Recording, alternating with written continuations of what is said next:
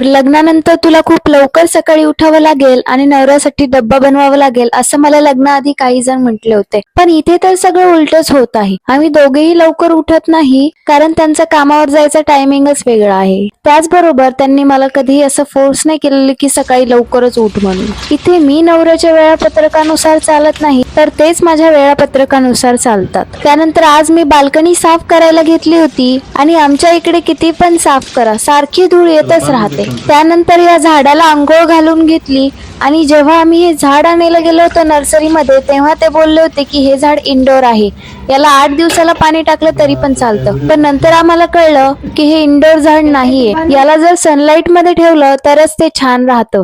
आणि हो, 8 दिवसाला नाही तर याला रोज पाणी टाकावं लागतं तरच ते छान राहतंय, नाहीतर लगेच सुकून जातंय. त्यानंतर इकडे मी नाश्ता बनवायला घेतला होता आणि आज नाश्त्यामध्ये मी रवा डोसा बनवला होता. तर आज पुरतं एवढंच आहे. भेटूया नेक्स्ट व्लॉग मध्ये. तोपर्यंत बाय बाय.